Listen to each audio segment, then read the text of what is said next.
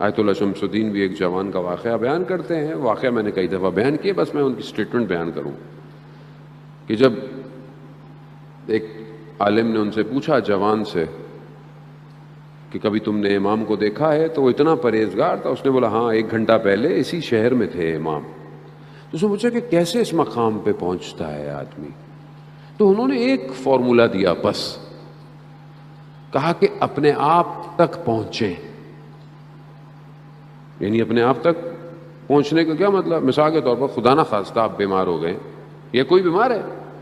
اب بیمار تو نہ دوائی کھا سکتا ہے، نہ کھانا کھا سکتا ہے، نہ اپنا خیال رکھ سکتا ہے، تو کون پہنچتا ہے اس تک؟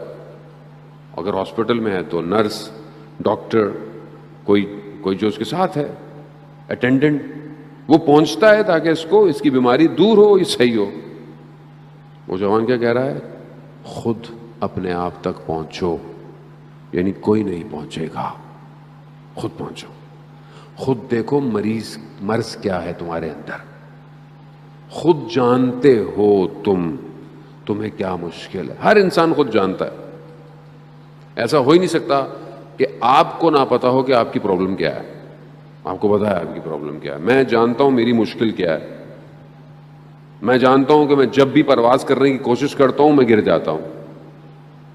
کیوں گر رہا ہوں میں بار بار بار بار بار بار؟ اس کا مطلب میں ایک ہی جگہ گر رہا ہوں، تو میں کیوں نہیں اس کو صحیح کرتا؟ میرے اختیار میں نہیں ہے، میرے بس میں ہو. آپ کے اختیار میں نہیں ہے تو اللہ نے آپ کو یہ دیے ہوئے نا جو با اختیار ہیں، ان کے دروں پہ آئے، ان کے دروں پہ آئے نا. زیارت جامع کبیرہ میں ہم پڑھتے ہیں کہ ہماری بازگشت، ہمارا پلٹنا، امام کہتے ہیں کہ تمہاری بازگشت، تمہارا پلٹنا ہماری طرف ہے. تم نے ہماری طرف ہی آنا ہے. خوب جب آنا ہی ہے تو خوب انہی کے دروازے پر آؤ. یہی بچائیں گے. کون بچائے گا؟ کوئی اور نہیں بچائے گا. عزیزان محترم، خوب انہی کے دروازے پر آیا. ہر شخص ان کے دروازے پر آیا، مشکل میں آیا، ہر طریقے سے آیا. اللہ آغا انصاریان بہت بڑے عالم دین ہیں. کووڈ کی وجہ سے وہ بھی بہرحال اس سال مجالس نہیں پڑھ پا رہے ہیں. اللہ تعالیٰ ان کو شفائے کاملہ عطا فرمائے. وہ حرم امام رضا میں مجلس پڑھ رہے تھے. خادم کا ایک واقعہ بیان کیا انہوں نے. خادم حرم کا سو رہا ہے، اس نے خواب میں دیکھا. ظاہر ہے حرم کا خادم ہے، اس کا خواب بھی ویسے ہی ہے کہ امام آئے، کہا فلانے دروازے پر کوئی آیا ہے، اس کی حاجت کو پورا کرو.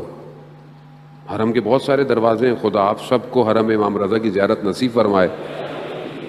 خوب کیا شان و شوکت ہے اس حرم کی، کیا کیفیت ہے اس حرم کے. ہر صحن کے اندر ایک الگ احساس پیدا ہوتا ہے. اتنے سال گزر گئے مجھے کہ انہی کا کرم ہے سب کچھ، جو بات اب تک بنی ہوئی ہے انہی حرم کے اس صحن میں. آج تک مجھے یاد ہے جب میں پہلی دفعہ زیارت پہ بھی گیا تھا، اس کے بعد امام نے ہمیں بلا ہی لیا، پڑھنے ہی آ جاؤ، یہیں کے ہو جاؤ. وہ جو کیفیت ہے میں آج تک اس کو محفوظ کیے ہوئے ہوں، اس صحن میں جو گوہر شاد کا صحن ہے. اور آپ یقین کریں، میری پوری کوشش ہوتی ہے کہ چاہے میں 1 دن جاؤں، 2 دن جاؤں. ابھی بھی مولا نے مجھے اپنی ولادت پہ بلایا، وہاں پہ جشن پڑھنے کے لیے بھی. شب میں، سحر میں جب میں وہاں جاتا ہوں، اتنی عنایت ہے، اتنا کرم ہے، اتنا کرم ہے، میں آپ کو الفاظ میں بیان نہیں کر سکتا. امام ایسی وادی میں لے جاتا ہے آپ کو کہ یہ اس حدیث کا مصداق ہے کہ خدا نے ہمارے ذریعے سے اپنے آپ کو پہچنوایا ہے. وہاں جاتے ہی مطلب توحید لبریز ہونا شروع ہو جاتی ہے. اب خادم گیا، دروازے پہ گیا، جا کے دیکھا تو کوئی شخص نظر نہیں آیا. جب دیکھا تو ایک کتا ہے. کتے نے جیسی خادم کو دیکھا تو مشہد کی گلیوں میں چلنا شروع ہو گیا. جاتے جاتے دیکھا ایک جگہ سڑک کنارے جو پانی بہ رہا ہوتا ہے اس کے اوپر جالی لگی ہوئی ہے، نالا جو ہوتا ہے صاف پانی گزرنے کا. دیکھا اس کا بچہ اس جالی میں پھنسا ہوا ہے. انہوں نے دیکھا، اس کو نکال لیا. آغا انصاریان حرم امام رضا کے اندر امام سے مخاطب ہوئے، یا امام رضا، ہم جانور سے کم تو نہیں مولا، آپ کی بارگاہ میں آئے ہوئے ہیں. کوئی نہیں بچائے گا ان کے علاوہ عزیزان محترم. یہ جو مشکل ہے نا صرف متصل ہونے کی دیر ہے بس. توسل